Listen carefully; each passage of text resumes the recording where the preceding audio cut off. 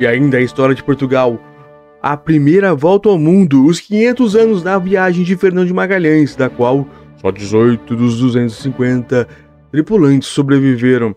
Isso já é a história de Portugal e também da Espanha. É Mar Pichel, da BBC News Mundo, 28 de setembro de 2019. É antigo, mas como é história, então ainda vale. Ainda é assim que funciona.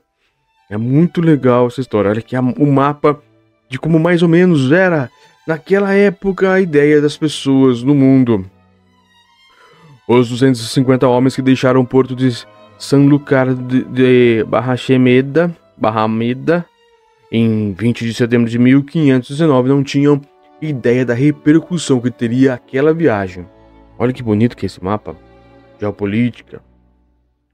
No dia 20 de setembro de 1519, 5 navios com 250 homens deixaram o porto de Sanlúcar de Barrameda, no sul da Espanha, em direção ao Atlântico. No comando da nau Trindade estava o capitão português Fernão de Magalhães. Legal. Nem Magalhães ou mesmo seus homens sabiam que a expedição mudaria o curso da história do mundo. Eles seriam os primeiros a dar a volta ao mundo num marco que celebra seu 5º centenário. Isso... preste atenção, isso foi em 2019 falado, né? Então há um pouco mais agora, mas é maravilhoso. Mas também foi considerado um feito real da resistência humana. A primeira circunnavegação do mundo foi um verdadeiro inferno de doenças, fome e violência. Relata o historiador Jerry Broughton, da BBC History Magazine. De fato, apenas 18 dos 250 tripulantes retornaram a Sanlúcar 3 anos depois de deixar o porto. Embora muitos atribuam a Magalhães o crédito de ser a primeira pessoa a circunnavegar a Terra, o português não está entre os 18 sobreviventes. Maria. Mas isso não tira o mérito de ser o explorador que idealizou e empreendeu essa dura histórica jornada. Então o Fernão morreu na viagem, olha só. A ideia de Magalhães. O principal objetivo da viagem não era dar a volta ao mundo, mas alcançar as Ilhas Molucas, ou Ilhas das Especiarias, na Indonésia, e sua riqueza ao longo da rota oeste, que era o que Cristóvão Colombo pretendia quando encontrou o continente americano. Portugal controlava a rota conhecida como leste através do Cabo da Boa Esperança, no extremo sul da África. Aqui, Fernão de Magalhães, a foto dele. Que provavelmente seria, né? Claro. Depois de examinar mapas e globos, Magalhães chegou a uma conclusão surpreendente. Ele acreditava que poderia chegar à região mais rapidamente se viajasse na direção oposta, contornando a ponta da América do Sul, através do recém-descoberto Oceano Pacífico até as ilhas produtoras de especiarias no arquipélago indonésio. Ou seja, ele não acreditava que existia fim do mundo. Ele acreditava que poderia sim, que era redondo, é lógico, e que poderia chegar até então a outro local através, não contornando as Índias, mas vindo reto pelo Brasil, descendo ali por baixo. Muito legal. Ele acreditava que poderia chegar à região mais rapidamente se viajasse, mas Manuel I, o rei da França, rejeitou a ideia de Magalhães. Isso não impediu o explorador português, que passou a oferecer seus serviços ao arquirrival de Manuel I, Carlos I, da Espanha e V do Sacro Império Romano. Abre aspas. Portugal dominou completamente o caminho para leste, mas não estava interessado em montar uma expedição para o oeste, porque já detinha controle sobre o outro lado. Assim, o projeto de Magalhães fazia pouco sentido, mas a Espanha o recebeu muito bem, explica a BBC Mundo Braulio Vasquez, arquivista do Arquivo Geral das Índias em Sevilha. Embora muitos nobres espanhóis suspeitassem de uma expedição sob o comando de um português, Carlos I aceitou a proposta de Magalhães.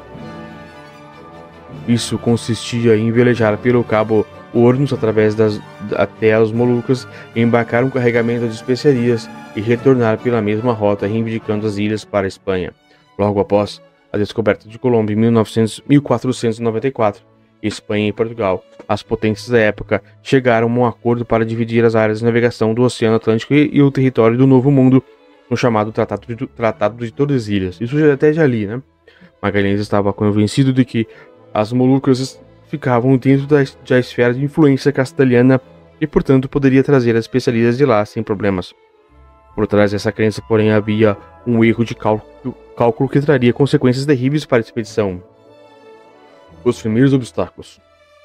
A frota partiu de Sanlúcar para as Ilhas Canárias, depois seguiu para as Ilhas do Cabo Verde antes de cruzar o Atlântico até a costa sul-americana, chegando à atual costa do Rio de Janeiro em dezembro de 1519. Então ele veio descendo. Relação dos tripulantes que formaram a primeira expedição. Aqui é um documento provavelmente muito antigo, uma cópia para quem nos acompanha pelas imagens também. É a partir desse momento, relata o historiador Broughton, que as condições começaram a se deteriorar. Depois de meses pesquisando a costa leste da América do Sul, Magalhães não conseguiu encontrar uma passagem para o oeste. A tripulação enfrentou um inverno brutal, e os marinheiros tiveram que dormir no convés em condições quase congelantes, enquanto as rações diminuíam e a fome aumentava, resultando em tumultos no navio. O clima piorou ainda mais quando um dos navios naufragou devido ao agravamento do tempo, e a busca do prometido estreito ao Pacífico se estendeu por semanas, depois de meses, escreveu o historiador. Então, na verdade, ele veio descendo pelo Rio de Janeiro aqui até Montevidéu, por esses lados, e realmente é frio, né? Mais perto do polo, e eles não sabiam disso. Na difícil travessia nessas águas desconhecidas, outro navio deserdou e tomou o rumo de volta para a Espanha. Foi uma perda enorme, explica Vasquez, porque era San Antônio a maior embarcação e que trazia mais comida. Foi uma expedição que, entre motins, rebeliões e fome e sede, perdeu muitos de seus membros no primeiro semestre, diz o arquivista. Mas, depois de sobreviver ao inverno e aos muitos meses de buscas infrutíferas, Magalhães e seus homens finalmente chegaram ao outro lado da América do Sul. No dia 28 de novembro de 1520, eles entraram no que Magalhães batizou como Maré Pacífico, Mar do Pacífico. O navegador português, no entanto, não conhecia a magnitude da ameaça que ainda esperava. O Pacífico. Magalhães achava que parte mais difícil da viagem já tinha passado e restavam apenas um pequeno cruzeiro pelas ricas ilhas especiarias. Mas a combinação de mapas ruins, cálculos ruins e o fato de ele ser o primeiro europeu a estar nessas águas transformaram esse breve cruzeiro em um pesadelo de 100 dias de fome e escoburdo, doença grave causada pela falta de vitamina C e mortes. Assim relatou a BBC Paul Rose, especialista em navegação e comandante da estação de pesquisa britânica Roteira, na Antártida, por 10 anos. Magalhães usou mapas e globos que subestimavam a circunferência da Terra. Não conseguia nem imaginar a escala do Pacífico, um oceano que tem o dobro do tamanho do Atlântico e que cobre um terço da superfície da Terra. Dessa forma, passaram os 3 meses seguintes atravessando o Pacífico em busca de terra. As condições eram horríveis e o escorbuto começou a devastar a população, escreveu Broughton na BBC History Magazine. Assim também contou Antônio Pigafetta, um dos tripulantes cujas crônicas a bordo se tornaram um dos relatos mais conhecidos da viagem. Olha só, tem até relatos que eu não sabia. Durante 3 meses e 20 dias não conseguimos comida fresca.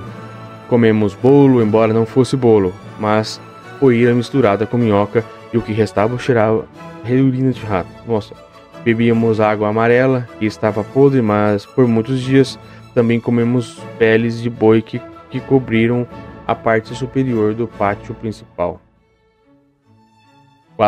Quando Magalhães percebe o tamanho do Pacífico, fica claro que as ilhas das especiarias não estão na esfera da influência castelhana, explica Marques. Então, ele traça um outro objetivo, as Ilhas Filipinas. Quando ele toca o solo nas Filipinas e faz contato com os caciques e reis locais, ele vê que há recursos, ouro, e decide entrar na política local dessas ilhas para tentar tirar vantagem, diz o arquivista. Em uma péssima decisão, Magalhães inicia uma política de fazer alianças com reis locais, mas o rei da ilha, Mactan, se opõe. Os portugueses decidem invadir a ilha junto com outros 40 membros da tripulação. Foi um exagero fatal. O povo de Mactan resistiu violentamente e Magalhães e seus marinheiros entraram em choque com centenas de guerreiros locais, escreveu Broughton. Magalhães foi morto e seu corpo nunca foi recuperado. Para o navegador português, a travessia terminou em Mactan, sem concluir a volta ao mundo. Ele não terminou dessa maneira a expedição que planejou e empreendeu. As aguardadas especiarias sob um novo comando. O capitão espanhol Juan Sebastián Elcano se tornou o novo comandante da expedição e foi sob suas ordens que eles navegaram para o destino que Magalhães queria, as Ilhas das Especiarias, ou Molucas, onde chegaram em novembro de 1521. Até então, eles imaginavam que aquelas ilhas não estavam na área de influência castelhana que havia estabelecido o Tratado de Tordesilhas. Então eles carregaram as especiarias até as pressas nos dois únicos navios que ainda restavam e decidiram terminar a odisseia e embarcar no caminho de volta. O dilema que surgiu então foi que seria um caminho a seguir. A Trindade, que havia sido comandada por Magalhães, tentou retornar pelo Pacífico, mas não obteve sucesso e foi capturada por navios portugueses. O navio Victoria, com Elcano à frente, voltou para a Espanha através do Oceano Índico e contornando a costa do Cabo da Boa Esperança. A travessia épica de Magalhães e Elcano. Aqui tem as imagens, como mais ou menos ele fez essa situação. Ele veio, em vez de contornar a Índia, ele veio para o Brasil e fez o contorno do famoso Estreito de Magalhães. Mas novamente houve problemas. Foi uma navegação totalmente épica, porque desde as ilhas de Timor até chegar às ilhas de Cabo Verde no Atlântico, eles não encontraram terra e enfrentaram novamente os problemas da fome, sede e fadiga, além do navio em mau estado depois que quase 3 anos de navegação, explica Vasquez. Embora não quisessem atracar no Cabo Verde sob o domínio português, as condições os obrigaram. Então, conta o arquivista, eles planejaram uma manobra. Eles não podiam dizer que vinham das Ilhas das Especiarias, porque isso implicaria em prisão. Por isso, disseram que era um navio vindo da América. Embora a princípio acreditassem neles, os portugueses acabaram capturando os 13 tripulantes. Apenas 18 conseguiram escapar no navio Victoria. Então tinha mais gente. Capturaram e escaparam com alguns. Finalmente, em 6 de setembro de 1522, o Victoria atracou no porto de Sanlúcar com apenas 18 tripulantes dos 250 que partiram, completando assim a primeira circunnavegação no mundo no qual existem evidências. Além de Elcano e Pigafetta, os outros marinheiros que retornaram foram Juan de Acuiro, Juan de Arritia, Juan de Le Zubileta, Juan de Santander, Diego Carmena, Vasco Gomes Galego, Hernando de Bustamante, Miguel de Rodas, Hans Antônio Hernandes Colomneiro, Juan Rodrigues, Francisco Rodrigues, Martim de Iudicíbios, Francisco Albo, Nicolas de Grego e Miguel Sanches. Todos chegaram em condições absolutamente penosas, diz o arquivista geral das Índias. Carlos I recebeu alguns dos sobreviventes e concedeu a Elcano uma renda anual e um brasão de armas com um globo e legenda Primus Circundest Me, o primeiro que navegou. Mais tarde, o capitão retornou para outra expedição no Pacífico, onde morreu em 1526. As consequências da expedição de Magalhães e Elcano. A expedição de Magalhães para chegar às Ilhas das Especiarias por outra rota mudou o curso da história, mas teve um enorme custo humano. Mais de 200 tripulantes morreram, muitos em terríveis circunstâncias. Para Vasquez, o mundo muda principalmente por 2 motivos. Primeiro, o tamanho do mundo, isto é, o Pacífico que a partir de então tem seu tamanho descoberto, e as viagens seguintes levarão muito em consideração.